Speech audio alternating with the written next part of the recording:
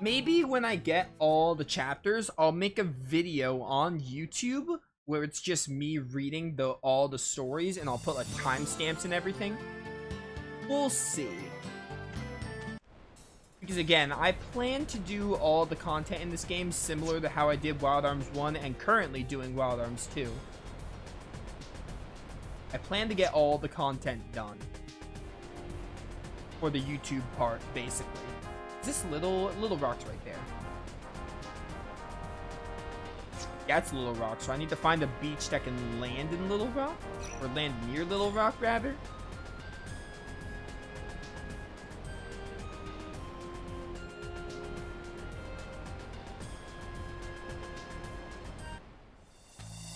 This is close to Little Rock, right? Yeah, and all these encounters are green.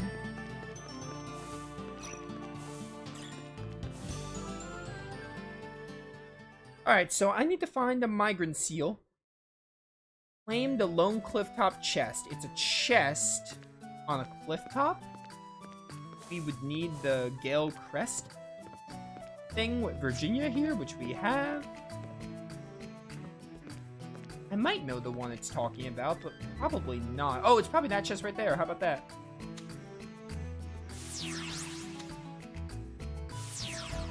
There we go. That was easy. Level 7 ECN dodge. I love the ECN thing. I was fine in Wild Arms 2 when you can just skip like basically all encounters whenever you want, but I also like in Wild Arms 3 you have to upgrade it. Upgrading it is neat.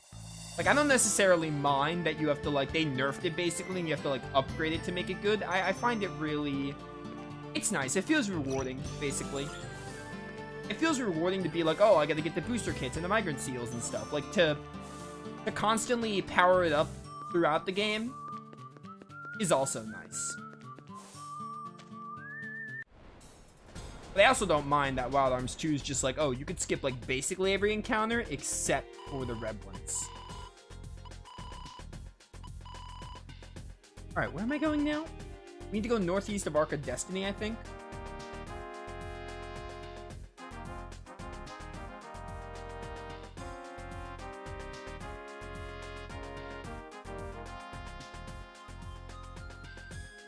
East from Kadingle is basically how we find it. Yeah. Out of left field villains are disappointing when it happens. Tales of Destiny looking straight at you. Yeah, that was certainly an event. Tales of Destiny certainly had a story and a villain.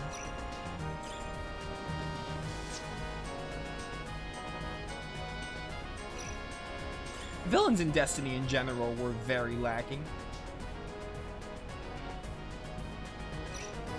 I did not find any of the Oberon Corporation people interesting at all, and their motives were honestly quite stupid now that I think about it. Now that I reflect on Destiny a little bit. I'm still really glad we got Director's Cut, because man, the gameplay in Director's Cut I really like. I'm gonna be honest, I don't love it as much as I thought. I was more excited about getting it when it came to, like, you know, when it was like only in Japan, but I played it and I was like, yeah, it was somewhat worth it waiting for it. But at the same time, it's like, it was more of like when I was like a teenager, I was like, oh dude, I want to play this game so badly. And was it fun? Yeah, absolutely, but not like as I expected, I guess. But I had a lot of high hopes for it, waiting for the translation and stuff. Alright, this wasn't too hard to find.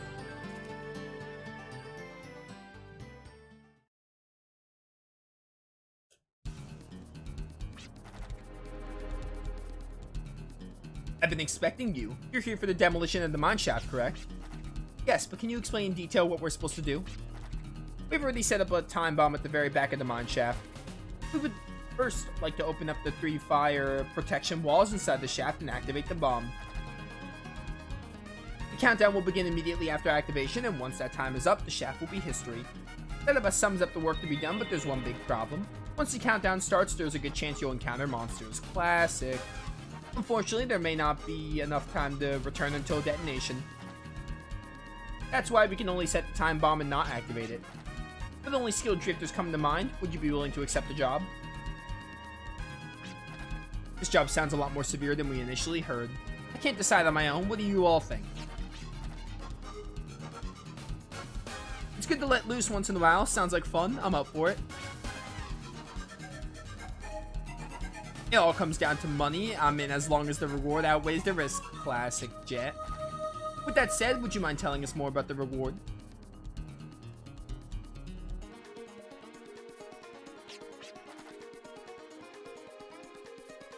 The front money is 5,000. You will get an additional 6,000 once the job is complete. Well, it would be a lose-lose situation for you if we fail to accomplish the mission. Yes, I understand that. Then what would you say to this? We only accept the reward once the job is complete, but instead the reward money will be 18,000 Gela. That's quite a sum. I can offer 13,000 Gela. What do you say? We take the middle ground of your initial offer of 11,000 and our proposed sum of 18,000? You have a deal at 15,000 Gela. Very well, 15,000 it is. I get wrecked. The reward money has been decided. Whether we accept this job or not is up to you, leader. I feel kind of bad now. Okay, we'll take on the job. That face of Virginia is priceless. May I ask one thing? What was being mined in the shaft up until now? Yeah, that ear right there. The left-hand ear of Virginia, it kind of looks like an elf ear. But then her right ear kind of looks more round. It's very strange. I can't unsee it. It might just be the models of this game. This game was made in 2002. Fossil minerals. To put it simply, what you have in your holster now. Huh? Indeed. Let's be on our way. You'll find out soon enough.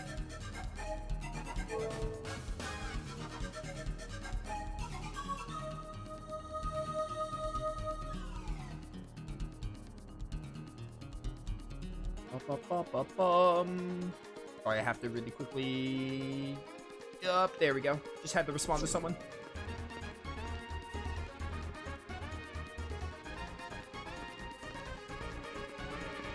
Ooh, hello. We feel like use bombs on those, I think, right? Going to an inn would have been nice to recharge our ECM, but that's all good. I have a sneaking suspicion that you guys are not that strong. Easy, Craig. Get wrecked. Maybe it's because I've seen these enemies in Yggdrasil. Now, here's the question, chat. Not actually. I don't want an actual answer, but here's something I'm pondering. With the game, we have like 9 Guardians, maybe 8 Guardians. We don't have 9, right? We have... You know, we have 9. Whoa, wait. We have 8 Guardians. I'm kind of wondering, there are 12... There's... 12 Guardian slots? Yeah, 4 more Guardian slots. I'm really thinking to myself, like, oh, surely they're going to bring in, like, the higher Guardians, like Raftina and Zephyr and, oh, what's the other high-powered Guardian?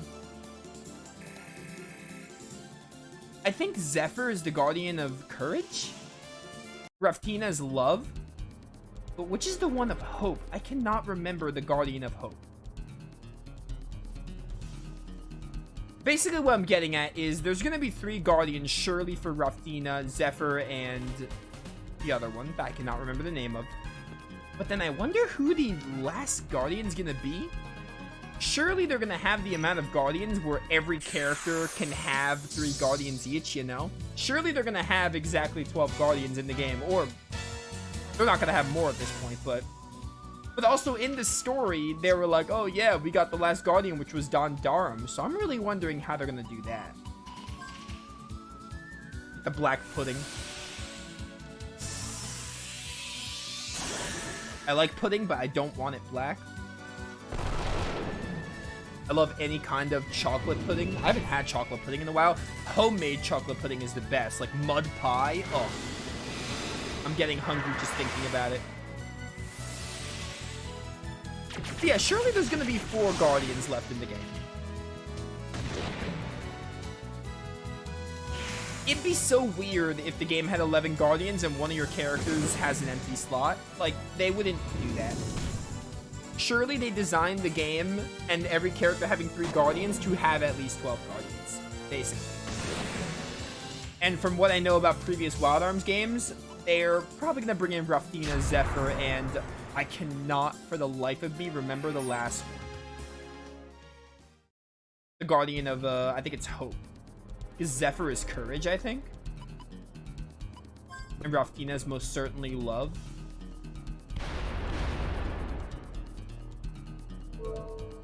We have Chapanga, right? We have... Yeah, Chapanga's like Luck.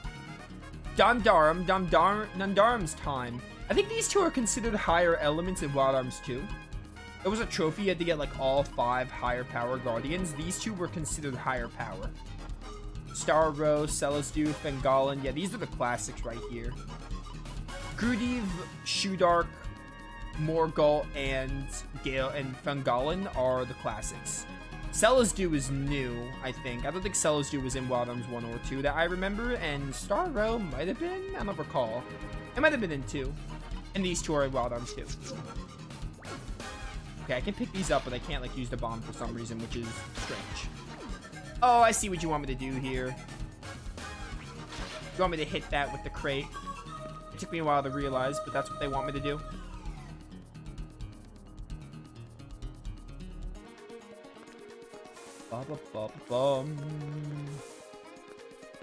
Also, we're coming up to 30 hours, so I don't know. Wild Arms 2 took me, like, close to 40. I would expect this game to be around the same length as 2. Maybe even longer. I'm sure we can get Wild Arms 3 done in September, probably, and then we can move on to Wild Arms 4. What is this place? Is basically what I'm trying to get at. This was a scrapyard for ancient super weapons called dragons, to some extent a burial ground. A super weapon, dragons? These powerful dragons were capable of destroying mountains and ripping through the earth with a single blow. One distinctive quality they had was that their bodies were composed of living tissue and machine.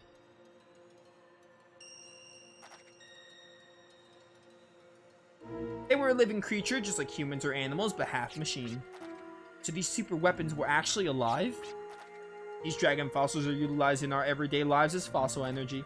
For example, even our arms are produced by dragon fossils.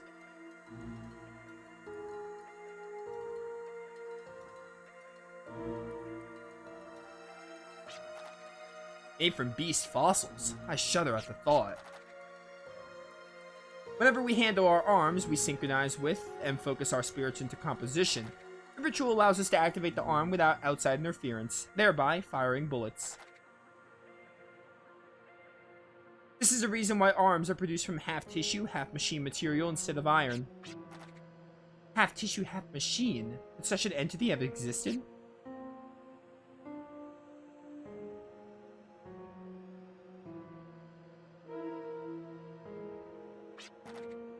Its origin dates from time immemorial. The planet was at the height of splendor.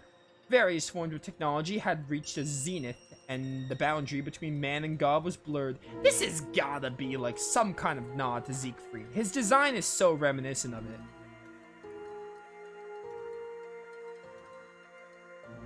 And people need to stop texting me. It is unknown when or how it started, but the Great War raged without end. With war came rapid advancements in technology, which further escalated the evolution of technology. War was bringing about advancement.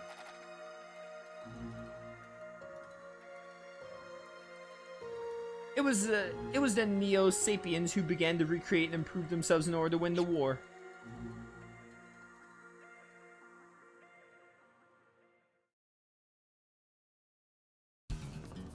By the way, I find it really interesting. Again, speculation if the Wild Arms games are in the same universe. 1 and 3 specifically. But, I find it interesting that in Wild Arms 1, only a few people can use arms, aka Rudy and Jane. Rudy and Calamity Jane. But in this game, like, arms are more common. I wonder if what Clive was talking about there is another, like, some kind of callback to the first game. Because arms were a lot more uncommon in the first game. Like, only Rudy and Calamity Jane, to my memory, can use them.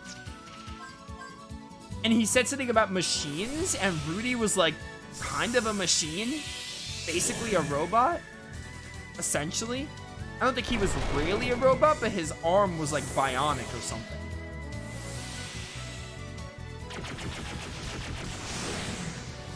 So yeah.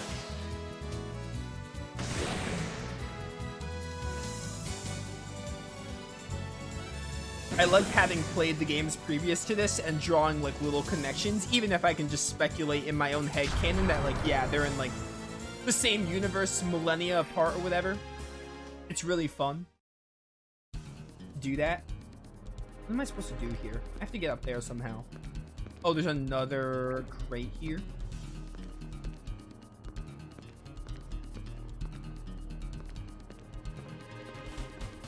I also didn't see this way. Wait, where'd I come from? I think I came from this way? Yeah, I definitely came from this way.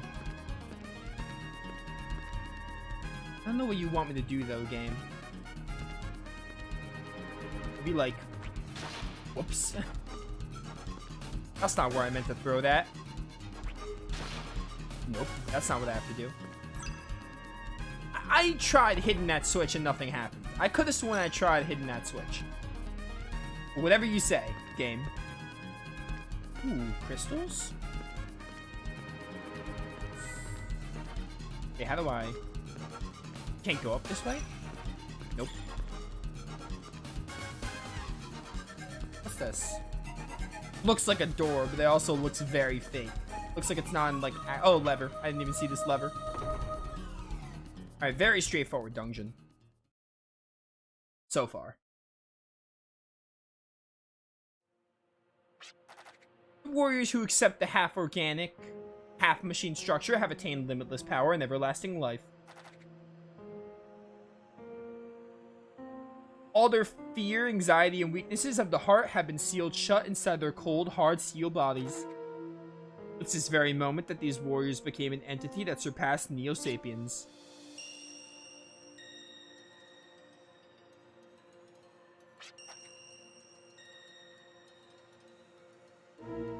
Demons. What about them? I was just thinking about how demons and dragons from folklore share their common trait of a mechanical body. In addition to their half-organic, half-mechanic structure, they also possess destructive power unimaginable by today's standards. But also, I know, no matter how powerful they weren't powerful enough to survive to the present day. Okay then. I don't know how I'm supposed to get to those white crystals, but maybe I'll find a way eventually.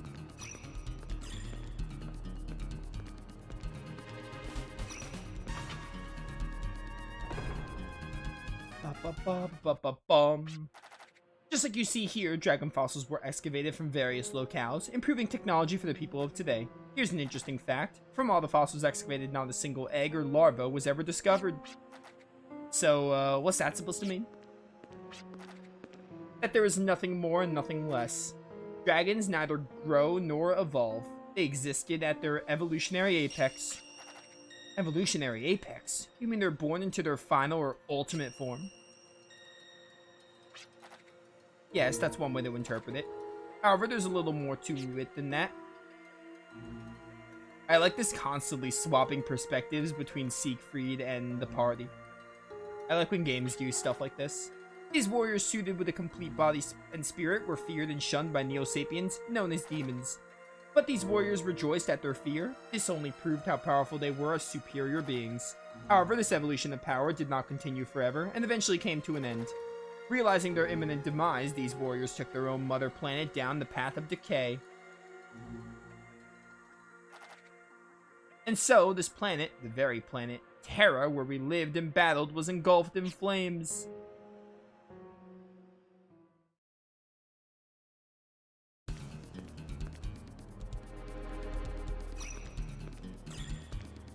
Leave me alone.